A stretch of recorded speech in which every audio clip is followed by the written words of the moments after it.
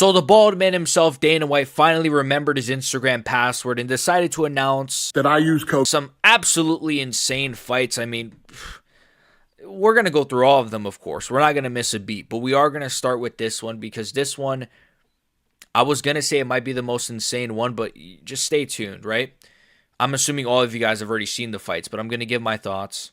Like, sub, blah, blah, blah. Let's go. Justin Gaethje, Paddy Pimblett, main event. UFC Paramount, UFC 324 for the interim lightweight championship. Yeah, that just ruins it all, right? See, if this was just a normal fight, if this was just a normal one-on-one, well, obviously one-on-one, this ain't WWE, but if this was a normal, just like Paddy Pimblett, Justin Gaethje, co-main event, honestly, I mean, look, the co-main event of this card, spoiler alert, is Kayla Harrison versus Amanda Nunes. So maybe this should be the main event, but it is kind of odd seeing an interim title fight being the main event. That's kind of like insane when you think about it, but it is what it is. But if this was just like a co-main event or like a feature fight, awesome. I love this fight. It's an incredible fight in a vacuum. But when you slap a title on it, an interim title, and we're going to talk about Ilia Topuria in a second. We'll bring up his tweet because I know he's going through some things, and I'm going to defend him a little bit, not just because I'm an Ilia fan. But if this happened to Islam Makhachev or any other fighter, I would also be defending them. So I am going to defend Ilia a little bit. But Justin Gaethje, Paddy Pimblett, interim lightweight championship. Hello, is Arman Tsarukyan just... Look, I know I've crapped on Arman Tsarukyan this entire year, but all I wanted to see him do was fight somebody before he fought Ilia. I don't care if it was Gamrot. I don't care if it was Gaethje, Pimblett, even Fiziev. I don't care. All I wanted to see Arman Tsarukyan do was fight, then fight Ilia. Because I wanted to see an active Arman Tsarukyan when he were to get in that octagon with Ilia. I didn't want to see, basically what I'm trying to say is I didn't want to see an Arman Tsarukyan who hadn't fought since UFC 300 get into that octagon, waltz in, and just get slept by Ilia because the main excuse would be, oh, he was inactive. What? Imagine if Ilia fought an active Arman Tsarukyan. Like, there would have been excuses. I didn't want that. I just wanted to see Arman Tsarukyan, especially because the division has moved on so fast, fight somebody, anybody, literally anybody, destroy them, and then fight Ilia. And that should have happened in January. Now, of course, we're going to get to the Ilia thing, but if Ilia can't fight, like, I know the Ilia thing. We'll just read it now, I guess, right? Ilia Topuria put out a tweet. We'll just read it now. I know it puts them in a weird spot. I get this, but he says, I won't be fighting in the first quarter of next year. I'm going through a difficult moment in my personal life. I want to focus on my children and resolve this issue as soon as possible, or situation as soon as possible. I don't want to hold up the division. The UFC will make the matchups needed, and as soon as the matters are resolved, I'll let the UFC know I'm ready to be. So you get the point. You guys can all read. And shout out to Max Holloway. He actually commented, sorry to hear that, champ. If it's what I'm hearing it is, which we'll talk about that in a second. I know the struggle firsthand. And then obviously they respond. Yeah, so little wholesome moment there in the comments. But if you don't know, I mean, the rumor is that Ilia Topuria, I mean, it's not even a rumor. It's a pretty badly kept secret, right? Like, he's going through a divorce, and his wife is sort of posting a lot of, like, how do I say this? I mean, she's posting a lot of sort of like kind of abusive, like, I don't know. Like, I've seen some things on Twitter, and I've just seen some things where it's like, she'll say, like, you have to protect your daughters from, like, the monsters, and I don't know, she's like been posting like weird, like almost like cryptic stuff, and a lot of people are kind of saying what they're saying. I do sadly think that he is going through a rough patch right now. Whether or not she's going to accuse him of this, whether or not he did it, I don't know. I kind of doubt it, but I'm not going to say that because, but he's going through a rough patch right now. He's probably going to go through some sort of a custody battle to have custody of his children. He did post recently that he hasn't seen his daughter in a while either. So, yeah, Ilia Topuria, obviously. I don't really think... And by the way, Max Holloway has also been through the same thing. That's why he put that comment. Like, look, I got 10 kids. I understand it. So, I'm joking. No, I'm not. But all jokes aside, though, I mean, that's the reason why he's not fighting. I get it. He can't be active. With that being said, do we still have to have an interim title fight? I know the UFC's in a really odd spot with the whole thing. I get it. It does put them in a tricky spot because Ilia Topuria, I would imagine right away it would have been Ilia versus one of these two. See, that's the thing though. If Ilia could have fought in January, I guarantee you they would have probably just done Ilia versus like Pimblett anyway. So it doesn't even matter. Like Armin was never going to get the title shot. It really doesn't matter, to be honest with you. If Ilia wasn't going through anything and he was just ready to go, they probably would have just done Ilia versus Gaethje or Pimblett anyway. So I don't even want to use that as an excuse or, try to garner sympathy. Like, well, the UFC. No, honestly, they probably would have just fucked over Armin anyway. So overall, this is an amazing fight. Early prediction, I got to say Paddy Pimblett. I think Paddy Pimblett I think he's a safer pick just because, I mean, look, there's a world where Justin Gaethje wins. This is a 5-rounder. Who does that benefit? I haven't seen Gaethje in a 5-rounder, well, since Holloway, right? And we saw how that went. I mean, obviously, Paddy does not have the striking of Holloway or the speed of Holloway or the timing, but the grappling is going to be the X factor. Yeah, I'm going to say Paddy Pimblett. I mean, I love Justin Gaethje. By the way, I am a Justin Gaethje fan, but like, he's not winning this. Look, this is a great win, though. Like, if Pimblett wins this is a great win. I'm not going to say, well, you beat another old man. Hell no. I'm not going to be one of those guys. Like, look, you could shit on him for beating Bobby Green. I'm talking about Pimblett, by the way. You could shit on Pimblett for beating Bobby Green, Ferguson, barely beating Jared Gordon. He didn't beat Jared Gordon, my GOAT. And whatever old man, Michael Chandler, right? But this you can't shit on him for. Like, this would be a great win, in my opinion. Gaethje is still in a good form. He's still a great fighter. But I'm still going to pick Pimblett to win. Could Gaethje have some moments potentially? Maybe he could drop Pimblett. Maybe he could. I could see like him dropping Paddy Pimblett like early.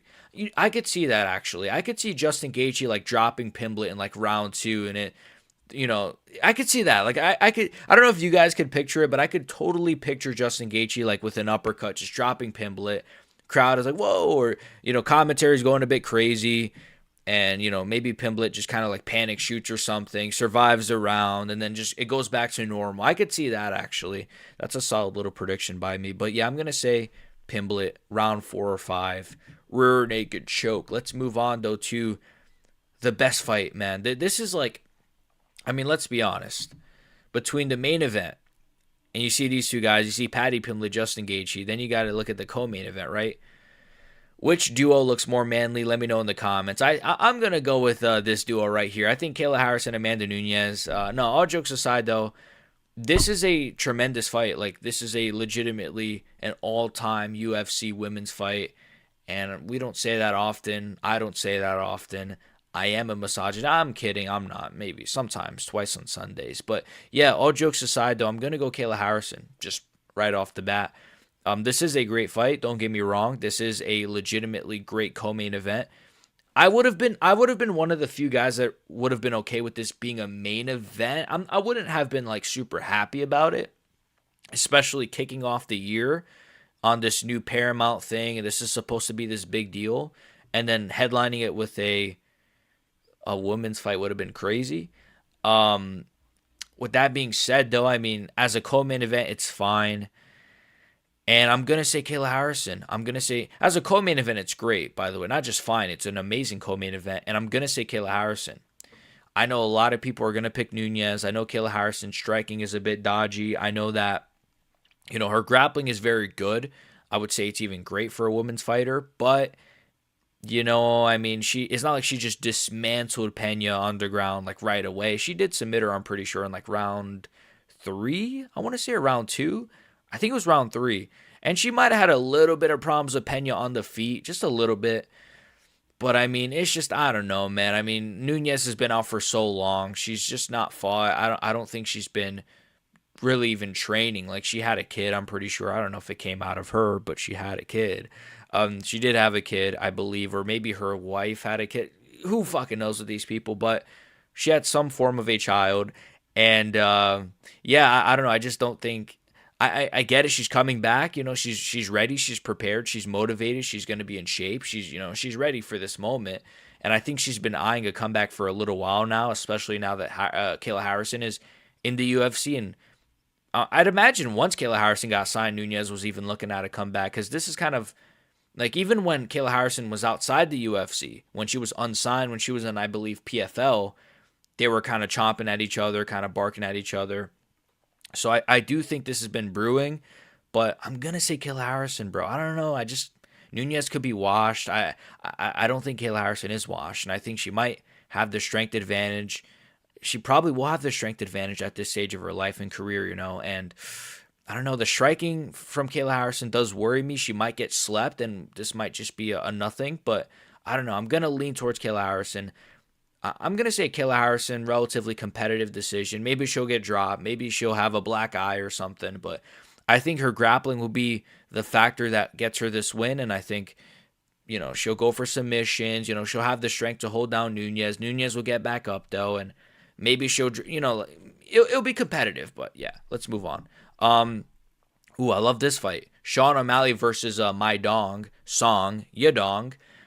This is a tremendous fight. We've kind of already known that O'Malley was going to come back around this time, so I was just waiting to see who it was going to be against. I think Song Yodong is a really great, solid name. Yeah, bud, I'm going to say Sean O'Malley, bud. I think that Sean O'Malley is actually going to, dare I say, get like a KO. I don't know. Like, Song Yodong does have a great chin, so I don't know. Maybe he won't KO him, but, dude, I don't know, man. Sean O'Malley, like, he's still very good, and I don't really see Song Yodong having the cardio or the grappling of Merab to just like completely just pressure the fuck out of O'Malley. And O'Malley is very good on the back foot. Song Yodong, I don't know how good he is off the back foot, but I know he does like to forward pressure a few times, and I think I could totally see like an O'Malley like sort of on the back foot, right hand, like he did against Aljo, maybe sleeping or at least putting down Song Yodong, and then maybe like a TKO to follow up. So I don't know. Maybe Song Yodong's chin is great, though. Maybe I'm underestimating his chin. Maybe he'll just, look at his jaw, right? Like maybe he'll just have that sort of like clavicular like jaw where he can just like, I don't know though. I don't know. I'm going to lean towards it like a Sean O'Malley, like late round two, maybe like right hand, step back type shot. And then Sean O'Malley is going to win this fight, and he's going to call for the trilogy at the White House against Merab. And they'll probably give it to him the way the UFC is moving right now. The GOAT.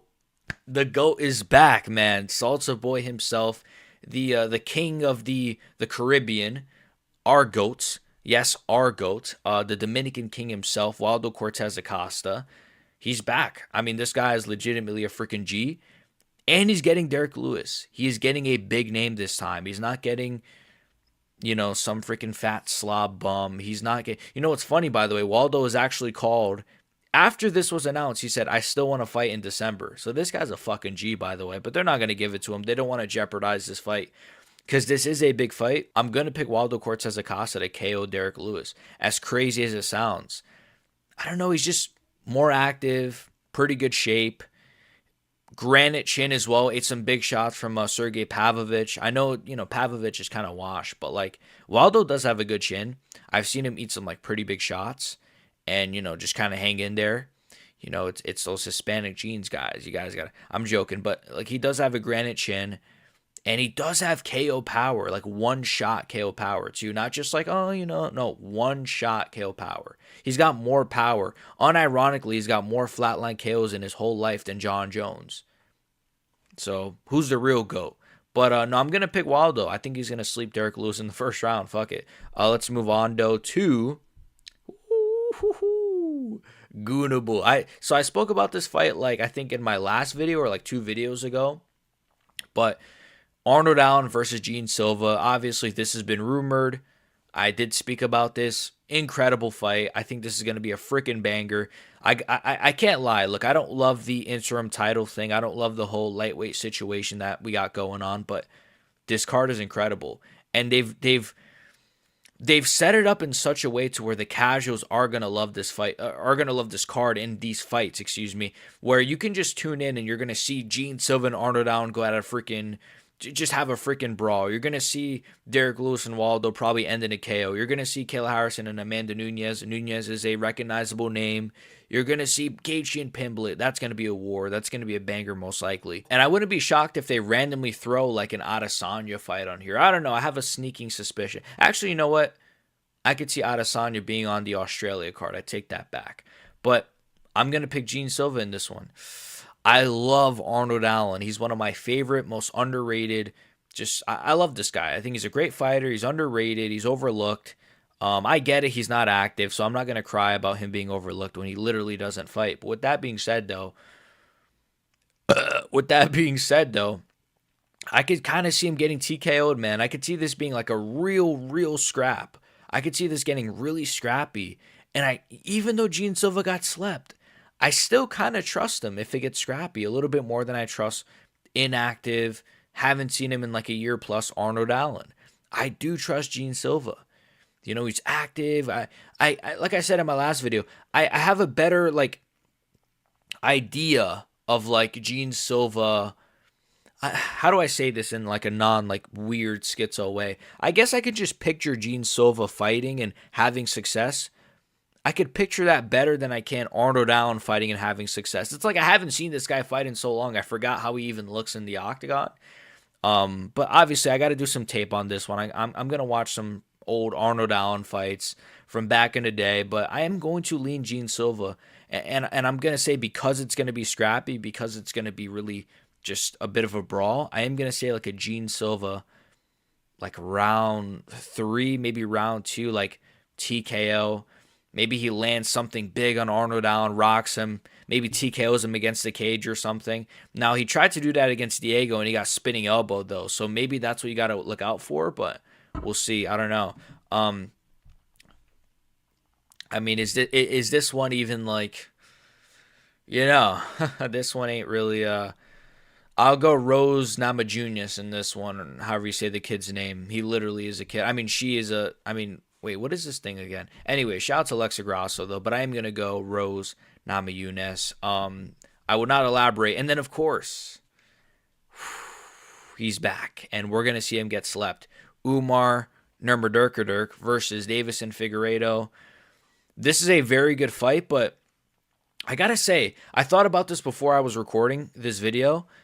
I kind of would have switched the matchmaking at bantamweight. I low-key would have done Figgy versus O'Malley and then Umar versus Song. I kind of would have preferred that. Maybe I'm just being a bit picky. Maybe I'm just being a bit whatever. I don't know. I don't know. Maybe that's just me, but I kind of would have switched it. But I'm okay with these matchups, obviously. And they'll probably end up being better fights anyway. So I am going to say Nurmagomedov. I am going to say Umar, sadly. Figgy's low-key washed. He's not, but like in his last fight, he looked ass, and then he looked ass in the Corey fight as well. So I do think he is kind of washed at a high level, and I think Umar is going to exploit that. But it'll probably be a decision because Figgy does have good jiu-jitsu.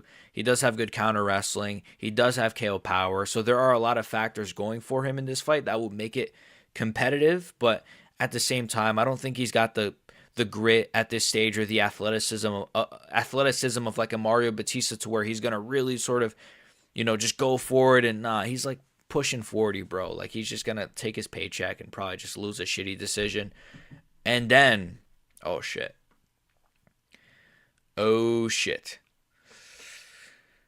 I mean, this is the one that like is upsetting everybody, including myself. Volkanovski versus Diego Lopez. This is this sucks because I am a massive fan of both of these guys. My favorite fighter, probably of all time, at least behind GSP, is Alexander the Great Volkanovski.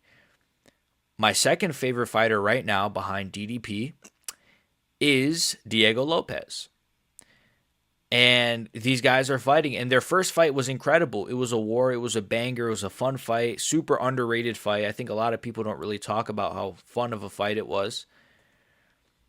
And Volkanovski won his belt back, and we all thought, okay, he's going to go on a bit of a run now. One last run, one last freaking whatever. The gunslinger still got some ride left in him, pause, no Jones. And he said it himself, like he wanted to be very active. He wanted to fight in December. I actually watched his video on this fight. He spoke about it, like right after it got announced. And he basically said like he wanted to fight in December. He wanted to fight either Lerone or Movsar. The UFC said, just wait till February. And then he said apparently it almost didn't happen, but they ended up obviously going with Lopez. And he says it's not who he wanted. He wanted to fight sooner, but he was willing to wait because obviously who wouldn't want to fight in their home country, their home whatever, and he is fighting in his home country of Australia. which is why I low-key think he might retire, by the way. And so we're wasting probably Volkanovski's last ever fight on a guy who he's already dominated, on a guy who he already clearly beat. Like, a lot of people, you know what? This legitimately might be the most undeserving title fight of my generation. Like, honestly, since I've become a fan of this sport, I'm at a loss for words. This might be the worst title fight of all time. It makes no sense. At least Strickland versus DDP, for example. That's a good comparison, right? Because it's not a good comparison though, because Strickland had a split decision with DDP. Many people thought he won that fight. I personally gave it to DDP, but I am biased, right? He then went on to beat Paulo Costa in a shitty fight. I get that. But then, to be fair, there was really no one else left, right? Because, Khamzat, I think, was just not even allowed to still fight in the U.S. I don't know what was going on with Khamzat. Adesanya definitely didn't deserve it. Amavov didn't deserve it yet. Hernandez didn't deserve it yet. So really, it was only either Strickland or Khamzat. They went with Strickland because who knows what goes on with Khamzat, right? And they went with, obviously, Sean Strickland, but at least, he had a close fight the first time with the champion. At least he won one more fight, which so did Diego, but, that first Volk fight was not close, bro. It just wasn't. It was a clear Volkanovski win. He had, one round? He won maybe the second round, and that was it, because he dropped him. I just don't, I hate this. We're wasting Volkanovski. This might be his last ever fight. I would much rather see, Volkanovski, he came back after the 2 KOs from Islam and Ilia. He beat Diego Lopez. Why did I say it so gay? Diego Lopez, a stylistic nightmare matchup, a guy who can KO him at an instant. And then he beat Movsar Evloev. He beat Lerone Murphy. But instead, he just beat Diego twice. That's just going to be it's a blemish. It's a little bit of a blemish. And it's not his fault. It's not Diego's fault. Of course, Diego's going to say yes. And of course, he's going to take what he can get. I get it because I have seen the narrative. I saw MMA Guru say this, and I disagree with this. Oh, this is just Mexican bias. They just want a Mexican champion. That doesn't make any sense because they want a champion of every market. They want a Chinese champion. They want a Mexican champion. They want a black champion. They want a Dagestani champion. They want an African champion. You know what I mean? That doesn't really make sense, right? In my opinion, at least. I think it's simply just Diego Lopez is the kind of guy that has said yes to everything they offer him. So he's a model employee. He's never injured. He never pulls out. He KOs people. He submits people. He KOs people. He always has a war. And he's extremely popular. It's not because he's Mexican they're giving him this fight like some people are suggesting. And he's also not Mexican. He's Brazilian. I think he might be part Mexican, though, to be fair. But, I don't know. That whole narrative is stupid. They're giving this him because he's a bigger name. It's a bigger fight. It's a bigger headliner. I get that. But then let's just get rid of the rankings then. Let's get rid of the rankings. Let's have fun. Let's do Volkanovski versus Israel Adesanya. Let's do Ilia Topuria versus Francis Ngannou. Let's turn this into WWE. Because we obviously don't even care about our own rules, our own rankings. It's crazy. And you know what? And we can actually look at Lerone Murphy. He has responded. He did tweet, missing the opportunity to fight one of the featherweight goats is what hurts me the most. It's not about who's the best anymore. It's about who's the most popular. It sucks, but it's true. Evloev said, what he says. Lerone Murphy, I'll give you the opportunity to fight whatever. Obviously, Movsar Evloev is yapping BS as well, but they do want to fight, which is cool. Or Evloev wants to fight. But the problem with Evloev is he'll say, I'll fight you, and I'll fight this guy, and I'll fight that guy. He doesn't fight. He hasn't fought in a year and a half, I think, or it's been a year. But it is what it is. My whole point is, this fight overall is just, it's atrocious, but what can I do about it? I'll still watch it. I'm not going to pretend like I'm not. Of course, I'm still going to watch it. Early prediction. Are you guys going to kill me for this? I might lean towards Diego Lopez KOing Volkanovski. I'm sorry, bro. I just feel like another 5 rounder with Diego Lopez is like, I know Diego didn't have like crazy moments, but he did land a few times throughout that fight on Volkanovski. But Volkanovski still has a great chin. But another 25 minutes, bro. Another 5 rounds. This time I'm low key. I'm thinking Diego catches him this time and for good. I really, and that's another thing is why I didn't mention. I feel like they really want Diego Lopez to like fluke a KO, which is why they're gonna keep rebooking this fight until Diego just wins. Um, I really think they want Diego to KO Volkanovski. By the way, I should have mentioned that earlier. Like I think that's another big reason why they really like they love Diego Lopez. They do want a new star at featherweight, not because he's Mexican again, like I said earlier, but just because he's a star. Period. And he's probably the guy that they're eyeing. Like, obviously, they don't want Lerone Murphy to KO Volk. They don't give a shit about Lerone Murphy. They don't care about Mofsar. They care about Diego Lopez, though.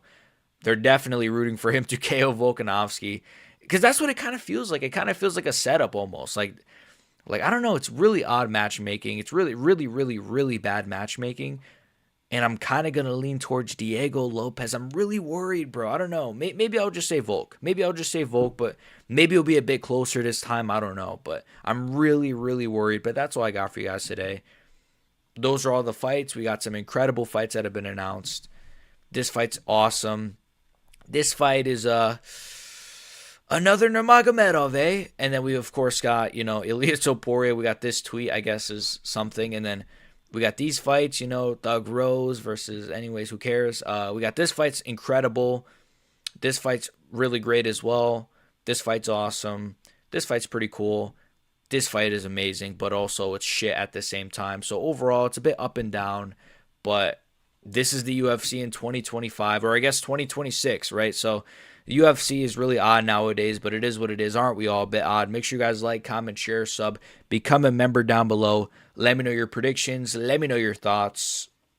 Am I retarded? Don't answer that one. See you guys. Peace. Fuck John Jones, by the way. Not in like a John Jones way, but like in a fuck John Jones way. But not in like a... Anyways, peace.